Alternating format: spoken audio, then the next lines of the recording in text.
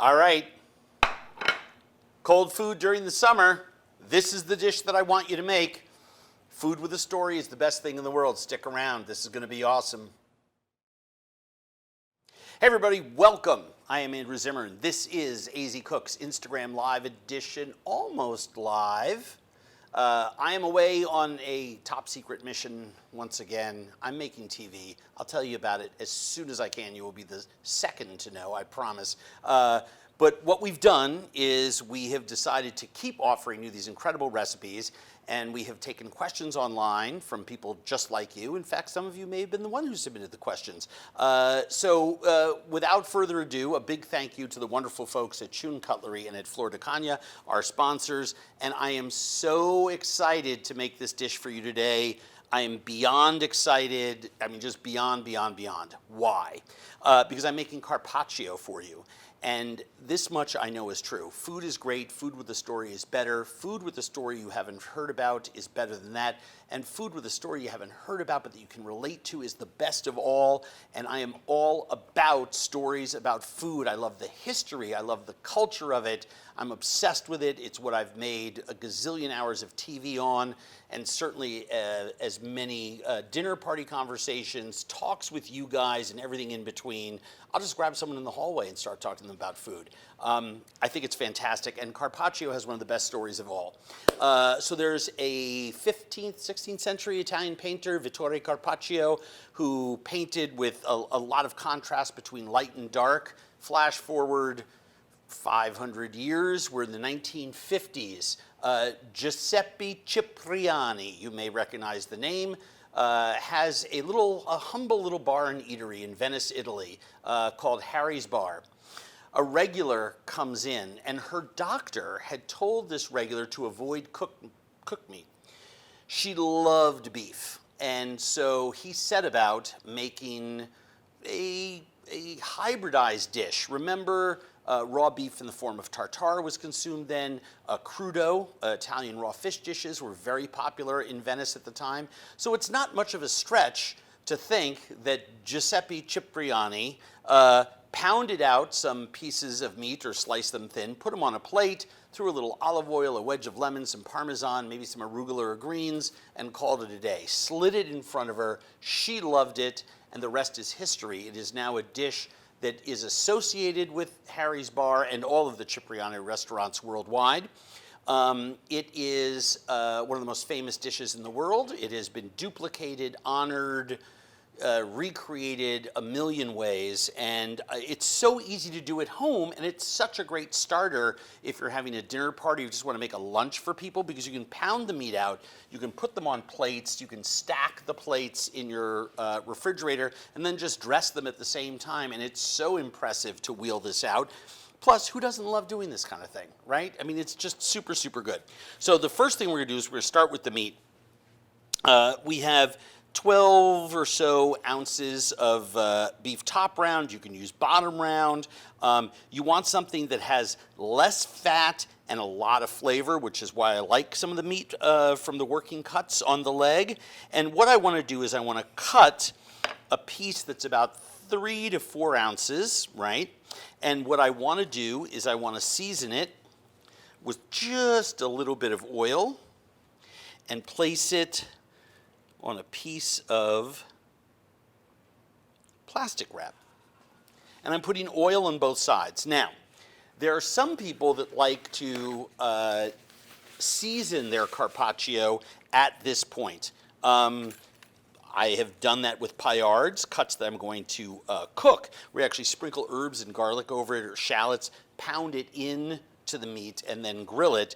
With carpaccio, I don't do that. I want to do everything afterwards, and I just very carefully fold this over so that my meat is centered now in the fold. So did you see why I carefully placed that carpaccio, or that piece of meat, in the middle of the left half, you're right, of the plastic? Then I fold it over. It's got oil on both sides, so it'll slip and slide a little bit. And then what I'm going to do, not the spiky part, but the flat part, right? I am going to pound the beef out, and it's super, super simple. You can go as thick or as thin as you like. I don't want to make it too thin. I like this as a knife and fork dish, but I don't want people to have to cut into it. I want people to use the knife to gather up every seasoning because all the little bites are going to be so, so, so different. So here we go.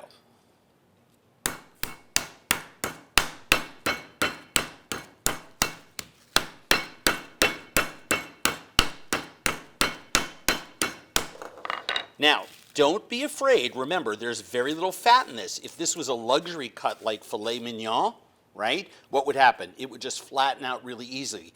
This is a working cut of the animal. So if you notice, I held onto the edge, and then every, what is that, 7, 8 pounds, just flatten it out again. That's why we put the oil on it. And once you've started to break it down, you can start to work it into a circle so that it is more plate shaped, right? And again, just spread the plastic out because that's a guideline, right?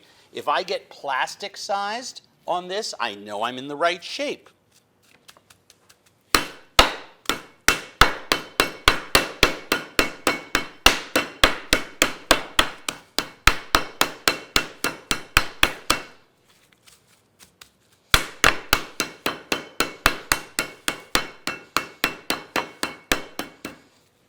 And I'm just going to finish this off. This is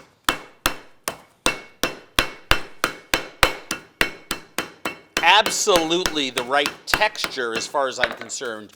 You can cut it with a fork and knife or just use the edge of a fork. Now I will tell you, if I see top or bottom round on sale, I will buy it and I'll make 10 of these and throw them in the freezer. A for Carpaccio, but also B for paillard. What a great lunch. You just throw this on a grill, season it up, put it on a plate with some salad, and you're having 4 ounces of lean protein. I think that's a nice way to eat. Is this how you de-stress? Just pounding? Well, yeah, you need, I mean, yes, Vicky. I pound my meat to relax. Thank you. Oh, Lord. All right. I put that down on the plate, and do not get into analysis paralysis about there being some holes. That's fine, right? You wait till you see how this winds up when we are done decorating it. Okay, so what you want to do is you want to start with some of your biggest things first. Salt, pepper. I guess those aren't biggest things, are they? But I want to make sure it's seasoned. And I always forget. And I don't want salt falling on little leaves of tarragon. By the way, I do this in what is sort of an unconventional style. There, on the recipe on our website, andrewzimmern.com, I have probably, I don't know, 20 different suggestions for toppings. Use all of them, some of them, none of them. I've had this with just lemon and olive oil. It's been delicious. It really depends on the meat you're focusing on. You know me, I'm obsessed with my mortar and pestle. And one of the things that I have come to love with Carpaccio is pistachio. So I'm sprinkling this whole thing with crushed, toasted pistachios. And I'm going to finish with a couple of bigger pieces so that people crunch into those. The texture is unbelievable. If you're a regular viewer, we do have the tonnato sauce recipe on our website. But I'm always talking about how I'll use it for 3 or 4 days, and then you're left with like this ½ inch at the bottom. Just put a little oil and vinegar in there, or just maybe just a little water, whatever you want, and just make it a little runnier than that thick tonnato sauce that I use for other things. And just do the traditional Carpaccio drizzle on there, so you have a nod to Vittore Carpaccio, the painter who so famously used chiaroscuro, the interplay of light and dark to such great advantage. I'm just going to lay a couple of these differently, a little bit of parmesan on there. Now then there are some things that I just happen to like with my Carpaccio. I want to do some real paper thin slices of jalapeno. How far in advance can you prepare these carpaccio? Decorated, you want to serve it right away. And without decorated? You can store it for hours in your fridge wrapped in plastic. That's what 90% of restaurants do. I like biting into little bits of jalapeno. I will tell you, remember, just FYI, the hottest part of the pepper is not the seeds and it's not the flesh. It is those white ribs. Also remember that the least spicy part of any jalapeno is the tip. You can win a lot of bar fights and bar bets, not encouraging brawling, by biting off the end of a jalapeno. That very tip is actually sweet. And the reason it's sweet, there's no rib at all down at the tip of the jalapeno. The next thing that I want to do is I just want to put, I love tarragon and beef, think béarnaise sauce. So I just want to tear a couple of fresh tarragon leaves onto there. It's just such a delightful little punch of flavor. Don't cut the tarragon. Let people bite in to those whole leaves of tarragon, right? Absolutely beautiful. There's that. A little bit of lemon zest on top of that. Scrape and then let it drop. If you just scrape, you wind up with a wet, oily clump of lemon zest. A long time ago, I decided I don't want lemon juice on my Carpaccio. I want lemon zest. What's your favorite food to eat raw? Vicky, the last couple weeks, I swear to gosh, you are just lobbing in these double entendre softballs. Seafood is, I love seafood. Vegetables, raw, are fantastic. Let's just leave it at that. Okay, now, you want to get a little fun and funky, a little more contemporary. How about some edible leaves? I love this part of the marigold. Please do not get this near your pets. But you can put some of these there. And then, if you have a little pot,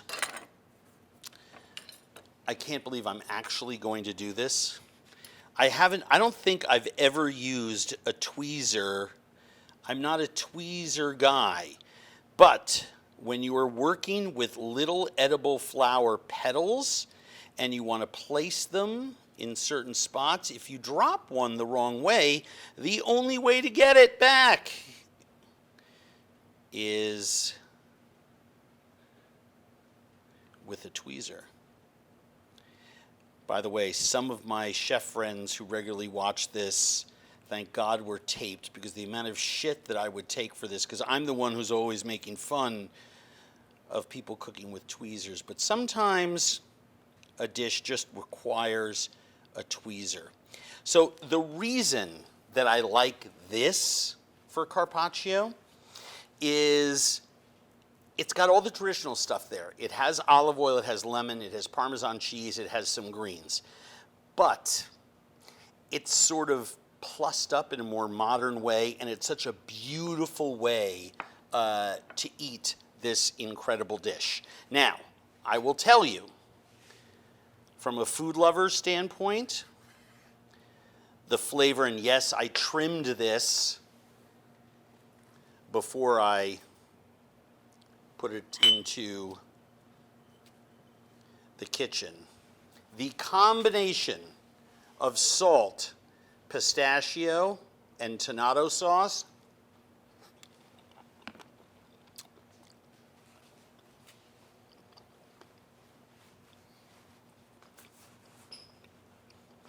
that's the best. By the way, this is a place where I really do recommend using grass-fed beef. The reason is this. Beef that has been finished on corn has an incomparable mouthfeel when cooked. When raw, that fat just sort of surrounds the mouth. Grass-fed beef is leaner and just kind of disappears. I'm using a lean cut to begin with, right? The top round. So if that's all you have and it's from corn finished beef, by all means go ahead. Don't buy this when it's some cut of beef that's been sitting in that refrigerator coffin at the discount store for 2 weeks, right? Where it's freshness date. Go get a cut like this at a butcher shop where there's a real butcher there, or in a supermarket where there's someone cutting the meat for you so that you can actually get a really nice clean piece of fresh beef and not one that's been laying around. Questions, comments, criticisms? What do we got? Outside of steak, what are some of your favorite cuts? Well, steak is not a cut. Steak is a dish. It's what we do with it. I'm a big fan of a lot of the cuts from the diaphragm, like the skirt is fantastic, especially on the grill. I mean, luxury cut. Who doesn't love a ribeye? But I'm also a big fan of the New York sirloin. The tenderloin is a little mushy for me. I also like a lot of the butcher cuts, the hanging tender, some of the cuts from the shoulder and the neck, the spinalis, and some of the other sort of cuts on which there are only a few ounces per animal that are sort of hung on to by butchers and traded like filthy lucre to chefs. It's a really, really, really cool thing to eat. Look at what happened with the ribeye cap. That butter tender just piece of muscle that's on the outside of the ribeye that now is cut off and sold separately at a premium. I was at a steakhouse the other day in Los Angeles, and there was the ribeye cap was the most expensive steak on the menu. They were using a big piece of one, and I thought that was really cool because a lot of people really want it, but it's spendy. Have you ever been skydiving? No. Do you? So all those things on Instagram when there's where they list 40 things and your highest score means you're just the filthiest, worst person on earth. I always get a 39 out of 40 because they always have skydiving on there. I don't know why. But it's I've been arrested, I've done drugs. There's all these sorts of things on there that a lot of people that's been arrested more than once. And yeah. Do you ever want to skydive? Under the right circumstances. I want to do it for the first time with my kid, so when he's ready, I'll do it. There was something I posted I'm sure I'll post it on my birthday, because I typically do, of Noah jumping off a 45, 50-foot cliff into the water, just like a bullet. And he wouldn't even climb up there without me, and then he insisted I go first to make sure it was safe. And it was my birthday, and I said, dude, Dad's, 55, he's not doing this. And he's like, Dad, do you want to be the 55-year-old guy that didn't jump off the cliff on his birthday, or do you want to be the 55-year-old guy that jumped off his cliff on the birthday? And I said, yeah, you're right. And I jumped off the cliff. Then he wanted to go. I said, no! I swam to the boat, pulled myself on, not so easy, and then I was able to take the picture of him. It's one of my favorite birthday memories of my whole life. Do you have any bucket list items that you haven't done yet? Oh my God, bazillions of them. places to visit, things to eat, people to meet, retirement. No, I'm just kidding. Yeah, there's lots and lots of things on my bucket list. There's books that I'm dying to write. There's TV shows that I'm dying to make. Most of it is around creative things. What was the first episode you recorded for Bizarre Foods? Great question. We did Spain and Morocco back to back, recorded them as first episode and second episode, Spain first, then Morocco. But they aired as Morocco. This is other than the pilot. They aired in the opposite order. Morocco was episode 101 after the pilot, which was named Bizarre Foods of Asia.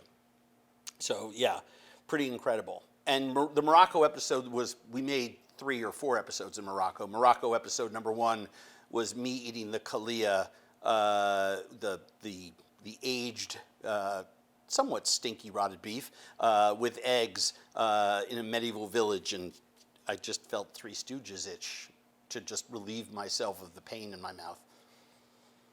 What did you eat in Spain? Oh my God. Spanish food, Vicky. Lots and lots of Spanish food.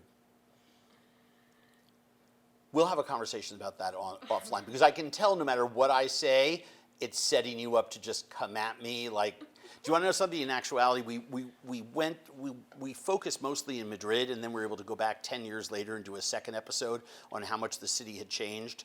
But the tapas bars, the classic old restaurants, where we had the classic old school dishes, were actually my favorites. I remember we went for seafood to La Trainera, which is a classic old Madrid seafood house. And the tradition, you have to remember, I mean, Madrid is a landlocked city, so the seafood would be put on ice at the coast and rushed to the king, who was very insistent. He loved fresh seafood. And La Trainera is one of those places where every seafood, anything you buy is measured at these scales that are next to your table. So after we shot there, I turned to the producer. I said, let's have lunch with the crew. Why change locations for lunch? Let's eat here. And the restaurant said, sure, we'd love to have you. And, our budget for crew meal, by the way, this is the first trip. The crew was like 4 people. When we finished wrapping the show, the crew was like 18 people, right? So 4 of us plus some fixers. There's like 12 of us sitting down to eat lunch, drivers, etc. And we sit down to eat, and I'm ordering for everyone, and piles of cigales, these sort of like small little cross between a crayfish and a lobster, this incredible robalo, these big fish that they're going to grill for us, and all of these rarities and crustaceans that are just, extremely, extremely expensive.